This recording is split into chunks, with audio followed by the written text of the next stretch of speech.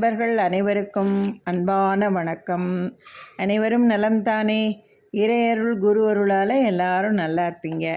நமது வில்வம் ஆன்மீகம் சேனலில் நம்ம பல பதிவுகளை தொடர்ந்து பார்த்துக்கிட்டு வரோம். இன்றைய பதிவில் நம்ம என்ன தலைப்பில் பார்க்க போகிறோம்னு சொன்னால் 1/5/2026 வரக்கூடிய சித்ரா பௌர்ணமி, அதை பற்றி தான் நம்ம பார்க்க போகிறோம். அந்த சித்ரா பௌர்ணமின்னா என்ன, அன்றைய தினத்தில் நம்ம என்னென்ன செய்யணும், வழிபாடுகள் என்ன மேற்கொள்ளணும், வழிபடும் நேரம் என்ன, பிரசாதங்கள்லாம் என்ன, இதை பற்றின ஒரு தெளிவான தகவலை உங்களோட நான் பகிர்ந்து கொள்கிறேங்க. வீடியோவை கடைசி வரைக்கும் பாருங்கள். வீடியோவில் நான் சொல்லியிருக்கிற வழிபாடு முறைகள், வழிபடும் நேரம் இதெல்லாம் நீங்கள் கரெக்டாக ஃபாலோ பண்ணி அதே முறைப்படி நீங்கள் சித்ரா பௌர்ணமி வழிபாட்டை மேற்கொண்டு இறைவனது பரிபூர்ண ஆசீர்வாதத்தை பெறணும்னு கேட்டுக்கிறேங்க. சித்ரா பௌர்ணமி வழிபாடுங்கிறதுங்க வழிபடாத ஊரே கிடையாதுன்னு சொல்லலாம், வழிபடாத மக்களே யாரும் இல்லைன்னு சொல்லலாங்க. அன்றைய தினம் பார்த்திங்கன்னா எல்லா கோவில்கள்லேயும் மிக சிறப்பான ஒரு வழிபாடு பார்த்திங்கன்னா அவ்வளோ அம்சமாக நடைபெறுங்க. நீர்நிலைகளெல்லாம் கூட வழிபாடுகள்லாம் மேற்கொள்ளுவாங்க. அன்றைக்கி சித்ரா பௌர்ணமி அன்னைக்கு நெய்வேத்தியெல்லாம் பார்த்திங்கன்னா சித்ரானங்கள் படைக்கிறது, வடை பாயசத்தோடு சமைக்கிறது. இப்போல்லாம் நகரத்துலலாம் ஃப்ளாட்டு வாழ்க்கையாக போச்சு. அதனால் மொட்டை மாடியில் போய் நிலாச்சோறு சாப்பிட்றது. சில பேர் அன்னைக்கு முழு நிலவு ரொம்ப பிரகாசமாக இருக்கிறதுனால ஒரு கெட் டுகெதர் மாடியில், மொட்டை மாடியில் எல்லாம் ஒரு அரேஞ்ச் பண்ணி நல்லா ஜாலியாக என்ஜாய் பண்ணுறது. இந்த மாதிரி ஆன்மீகம் கலந்ததும் சரி, விருந்தோம்பலும் சரி, ரொம்ப சிறப்பான ஒரு நாளாக அந்த நாள் இருக்குங்க. சில பேர் அவங்கவுங்க குடும்ப வழக்கப்படி இந்த சித்ரா பௌர்ணமி வழிபாடு மேற்கொள்கிறதும் ரொம்ப விசேஷமான ஒன்றுங்க. அன்றைய நாளை தவற விடாமல் ஆன்மீகமாகவும் சரி, விருந்தோம்பலாகவும் சரிங்க, நம்ம அந்த நாளை நல்லபடியாக நம்ம பயன்படுத்திக்கிட்டு சந்தோஷமாக இருக்கக்கூடிய ஒரு அற்புதமான நாளுங்க இந்த சித்ரா பௌர்ணமி வழிபாடுங்கிறது. இன்னும் சொல்ல போனீங்கன்னா அந்த சித்ரா பௌர்ணமி அன்னைக்கு முழு நிலவில் நிலாச்சோறு சாப்பிட்றதுங்கிறது மிக மிக சிறப்பான ஒரு அருமையான ஒரு செயலுங்க அது.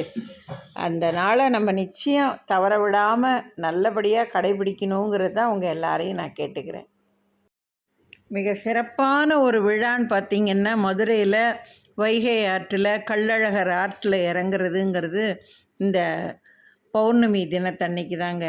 ரொம்ப சிறப்பான ஒரு மதுரை மக்கள், தமிழ்நாட்டு மக்களே ஊர்கூடி தேர் இழுக்குதுங்கிற மாதிரி பட்டி தொட்டியெல்லாம் பட்டையை கலப்புற அம்சமான ஒரு திருவிழான்னு பார்த்திங்கன்னா வைகை ஆற்றில் கள்ளழகர் இறங்குறது தாங்க. எத்தனை பேர் இதை பார்த்து ரசிச்சிருக்கீங்க, அனுபவிச்சிருக்கீங்க சொல்லுங்கள் பார்ப்போம். பொதுவாங்க சித்த புருஷர்கள், ஞானிகள் இவங்கெல்லாம் பார்த்திங்கன்னா இந்த பௌர்ணமி, முழு பௌர்ணமி தினத்தை தான் அவங்க ரொம்ப ஒரு முக்கியமான நாளாக கருதி தவம் இருக்கிறது, விரதம் மேற்கொள்கிறது, சமாதிகளெல்லாம் போய் தியானம் பண்ணுறது. இந்த மாதிரி இந்த நாளெல்லாம் இந்த பௌர்ணமி அன்னைக்கு அந்த வழிபாட்டை ரொம்ப முக்கியமாக கருதி மேற்கொள்ளுவாங்கங்க. பொதுவாக மனசில் என்ன குழப்பங்கள், சங்கடங்கள், கஷ்டங்கள் எதுவாக இருந்தாலும் அதுலேருந்தெல்லாம் முழுமையாக விலகி மனசுக்கு ஒரு நல்ல அமைதியையும் நிம்மதியையும் சந்தோஷத்தையும் மகிழ்ச்சியும் தரக்கூடிய ஒரு முழுமையான நாளாக இந்த சித்ரா பௌர்ணமி நாள் மிக சிறப்பாக நம்ம பெரியோர்களால் வழிவகுக்கப்பட்டு காலங்காலமாக வழி வழியாக இந்த வழிபாட்டை நம்ம மேற்கொண்டுட்டு வரோங்க. இதை போல் ஒரு சிறப்பான நாள், வழிபாட்டு நாள் எதுவுமே இல்லைன்னு ஆணித்தரமாக சொல்லலாங்க நம்ம. அதனால தான் அந்த காலத்துலலாம் இந்த சித்த புருஷர்கள் வாழ்ந்து மறைந்த இடங்களில் போய் நம்ம வழிபாடு செய்கிறது. இந்த மலைகள்லாம் இருக்கிற இடங்களில் கிரிவலம், அதான் திருவண்ணாமலையில் ஒவ்வொரு பௌர்ணமி தினத்தன்றும் நம்ம கிரிவலம் சுற்றுறோம் பாருங்கள். அந்த மாதிரி கிரிவலம் செல்வது இதெல்லாம் இந்த பௌர்ணமி தினத்தன்னைக்கு நம்ம மேற்கொண்டோன்னு சொன்னால் அது நமக்கு மிகச்சிறந்த விசேஷமான நல்ல பலன்களை அளிக்கக்கூடியதுங்க. இந்த பௌர்ணமி அன்னைக்கு கிரிவலம் பாதையை நம்ம வழிபட்டு சிவனை வழிபடுறதுங்கிறது மிக மிக சிறப்பான உன்னதமான ஒரு அற்புதமான வழிபாடுங்க அது. திருவண்ணாமலை ஸ்தலங்கிறது சித்த புருஷர்கள் வாழ்ந்து கொண்டிருக்கின்ற ஒரு அற்புதமான திருத்தலங்க. அதனால் இந்த பௌர்ணமி தினத்தன்று நீங்கள் திருவண்ணாமலையில் கிரிவலம் போய் சுற்றிட்டு வந்து ஈசனை பார்க்குறதுங்கிறது அது மிகப்பெரிய ஒரு கொடுப்பனைங்க. எல்லாருக்கும் அது கிடச்சிருமாங்கிறது மிகப்பெரிய ஒரு கேள்விக்குறிதாங்க.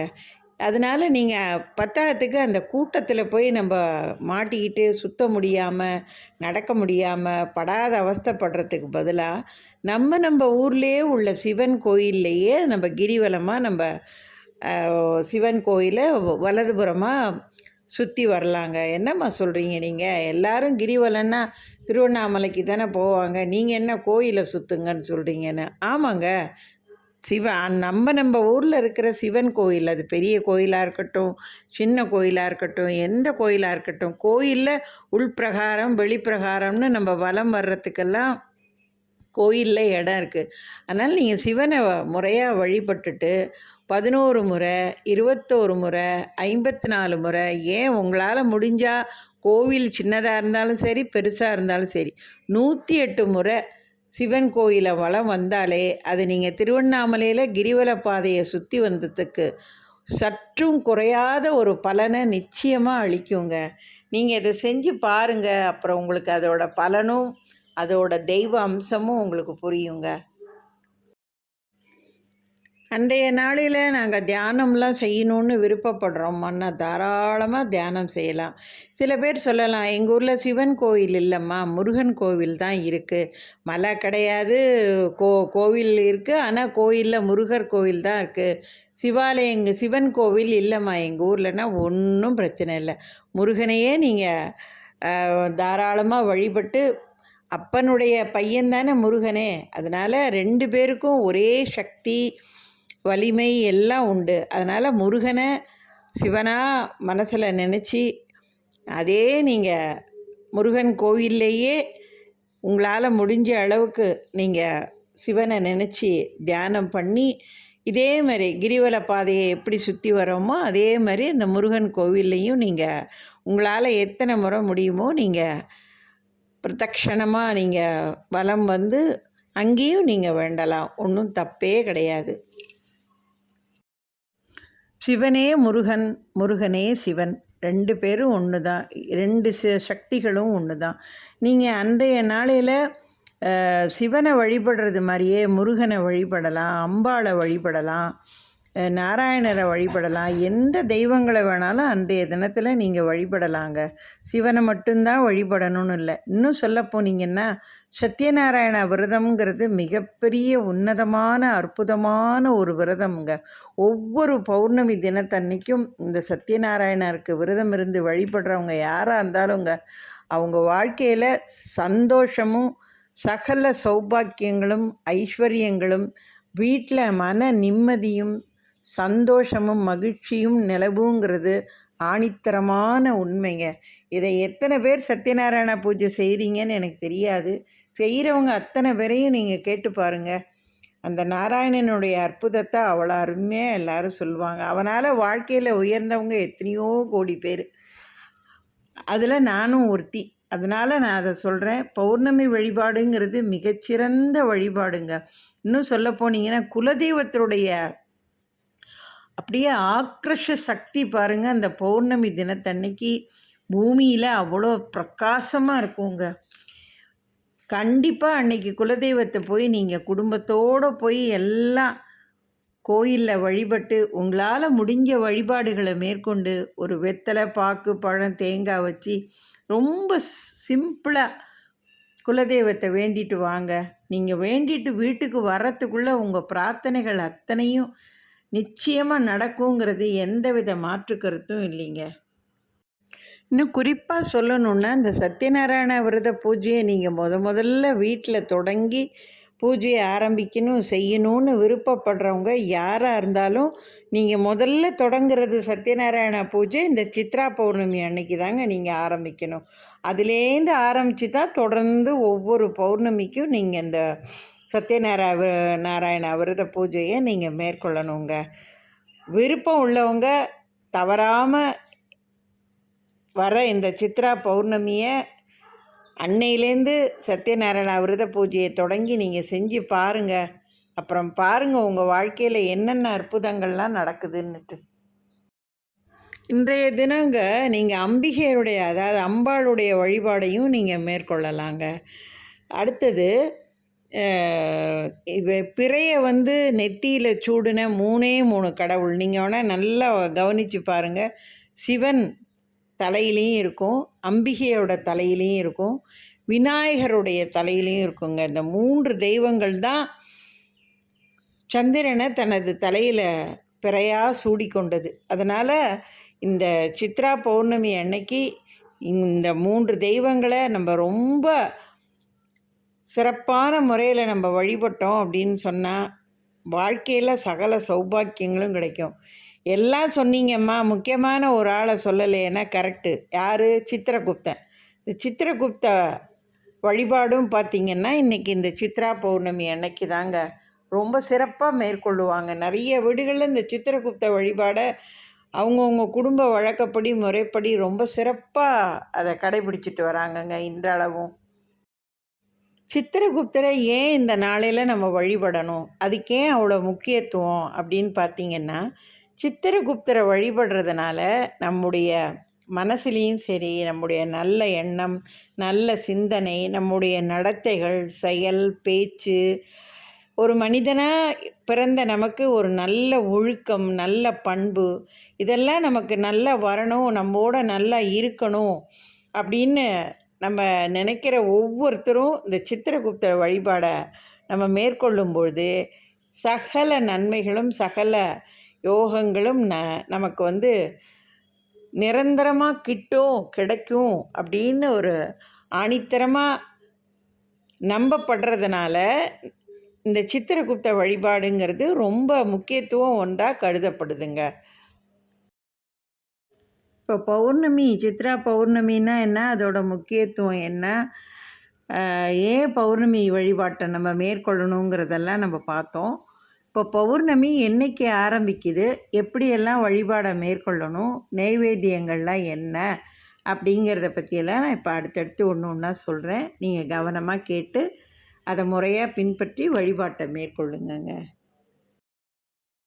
பௌர்ணமி பார்த்திங்கன்னா நமக்கு 1/6/2026 அன்னைக்கு தாங்க சித்ரா பௌர்ணமி. அதுவும் பார்த்திங்கன்னா பௌர்ணமி எப்போ ஆரம்பிக்குது அப்படின்னு பார்த்திங்கன்னா 30/4/2026 இரவு பார்த்திங்கன்னா 9:51 ஆரம்பித்து மறுநாள் 1/5/26 வெள்ளிக்கிழமை இரவு 11:07 வரைக்கும் இருக்குங்க உங்களுக்கு.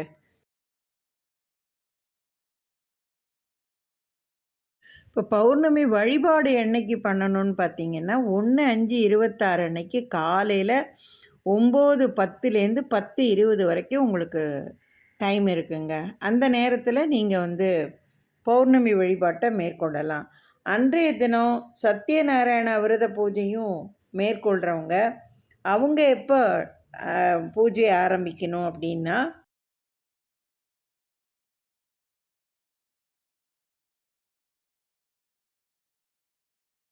சத்யநாராயணா பூஜை மேற்கொள்கிறவங்க 1/5/26 அன்றைக்கு சாயந்தரம் 6 மணிக்கு மேலே நீங்கள் பூஜையை மேற்கொள்ளலாங்க.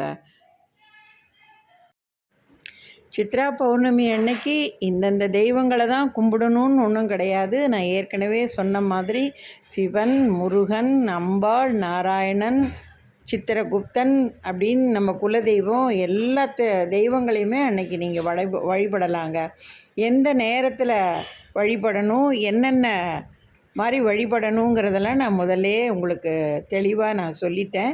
நெய்வேத்தியம்னு பார்த்திங்கன்னா நம்மளால் என்ன முடியுமோ முடிஞ்ச நெய்வேத்தியங்களை செய்யுங்க. சில பேர் அப்பம் செய்வாங்க, சக்கரை பொங்கல் பண்ணுவாங்க, முக்கியமாக சித்திரானங்கள் அதாவது கலவை சாதங்கள் அதை செய்வாங்க. இளநீர், பால், எது வேணாலுங்க நம்மளால் என்ன நெய்வேத்தியம் எல்லாமே செய்யணும்னு ஒன்றும் அவசியம் கிடையாது. எது நமக்கு முடியுதோ அதை செய்யுங்க. இன்னும் குறிப்பாக சொல்ல போனீங்கன்னா அன்றைக்கி அதாவது நம்முடைய தாத்தா பாட்டி காலத்துலலாம் பார்த்திங்கன்னா இந்த சித்ரா பௌர்ணமி அன்னைக்கு சாயந்தரத்துக்கு மேலே சாமியெல்லாம் கும்பிட்டுட்டு அந்த நெய்வேத்தியங்களையெல்லாம் அழகாக எடுத்துக்கிட்டு வண்டி கட்டிக்கிட்டு ஆத்தோரம் குளத்தோரம் எல்லாம் அங்கங்கே போய் எல்லாம் குடும்பமாக உட்காந்து அந்த நிலாவை பார்த்து சந்திரனை வழிபட்டுட்டு அந்த நிலாச்சூரை அவ்வளோ அருமையாக அழகாக சாப்பிடுவாங்க. ஊர் கூடி எல்லாம் ஒன்றா இருக்கிறதுன்னு கூட்டமாக அவங்கவுங்க உற்றத்தார் சுற்றத்தார்னு எல்லோரும் அவ்வளோ சந்தோஷமாக அன்றைய நாளை ரொம்ப சிறப்பாக வழிபடுவாங்க, கொண்டாடுவாங்க. மன மகிழ்ச்சியாக சந்தோஷமாக கரைபுரண்டு ஓடும். இன்றைக்கி அந்த மாதிரி நம்மளாலெல்லாம் எதுவும் செய்ய முடியாது. அட்லீஸ்ட் நம்ம வீட்டு மொட்டை மாடியிலையாவது நம்ம குடும்ப உறுப்பினர் வகையிலையுமாவது அம்மா, அப்பா, பையன், பொண்ணு, தாத்தா, பாட்டி, பேரன், பேத்தின்னு நம்ம குடும்ப உறுப்பினர் வரைக்குமாவது மொட்டை மாடியில் போய் நல்ல சந்தோஷமாக ஆனந்தமாக சௌக்கியமாக கொண்டாடுங்க ஃபங்க்ஷனை. இந்த நாளையில் எல்லாரும் எல்லா வளங்களையும் நலங்களையும் பெற்று இறைவனுடைய பரிபூர்ண ஆசீர்வாதத்தை பெறணும்னு சொல்லி எல்லார்கிட்டையும் நான் அன்போடு கேட்டுக்கிறேன். அந்த இறையருள் குரு அருள் உங்களுக்கு துணை நிற்குங்க. இந்த சித்ரா பௌர்ணமியை பற்றி இது வரைக்கும் எல்லா தகவல்களையும் எனக்கு தெரிஞ்சதை எங்கள் வீட்டிலலாம் நாங்கள் எப்படி செய்வோமோ அதே மாதிரி தான் உங்களுக்கும் நான் சொல்லியிருக்கேன். இதில் ஒரு சில விஷயங்கள் விடுபட்டிருக்கலாம், இல்லை சொல்லாமலும் இருந்திருக்கலாம், இல்லை எனக்கு தெரியாததுனால நான் அதை சொல்லக்கூட மறந்துருக்கலாம். பொதுவாக எல்லாரும் சேர்ந்து செய்யணும் அப்படின்னா இந்த அளவில் இந்த வகையில் நீங்கள் வழிபாடை மேற்கொண்டாலே போதுங்க. உங்கள் வீட்டில் நம்ம வீட்டில் சகல சௌபாக்கியங்களும் சகல சௌகரியங்களையும் சகல யோகங்களையும் குடும்பத்தில் நிம்மதியும் மகிழ்ச்சியும் அமைதியும் எல்லா நல்ல காரியங்களும் அடுத்தடுத்து டக்குன்னு எல்லா காரியம் நிறைவேற்றியும் நினைத்தது நினைத்தபடி நடக்கும்ன்றதில் எந்தவித மாற்று கருத்தும் இல்லைங்க. உங்கள் குடும்ப வழக்கப்படி உங்களால் எப்படி முடியுமோ சிறப்பாக அருமையாக இந்த சித்ரா பௌர்ணமி வழிபாட்டை மேற்கொள்ளுங்க. இறைவனது அருள் என்றென்றும் உங்களுக்கு துணை நிற்குங்க. இதுவரைக்கும் இந்த பதிவில் சொன்ன எல்லா விஷயங்களும் சரி, தகவல்களும் சரி உங்களுக்கு மிகவும் பயனுள்ளதாக இருக்கும்னு நான் நம்புகிறேன். இதை போல் நல்ல பயனுள்ள ஆன்மீக தகவல்களை நீங்கள் தொடர்ந்து பார்க்கணுன்னா என்னுடைய வில்வம் ஆன்மீகம் சேனலை சப்ஸ்கிரைப் பண்ணி வச்சுக்கோங்க. எனக்கு நல்ல ஆதரவு கொடுங்க. அடுத்து ஒரு நல்ல பயனுள்ள ஆன்மீக தகவல் காணொளியோடு உங்களை நான் சந்திக்கிறேங்க. வாழ்க வளமுடன். நன்றி, வணக்கம்.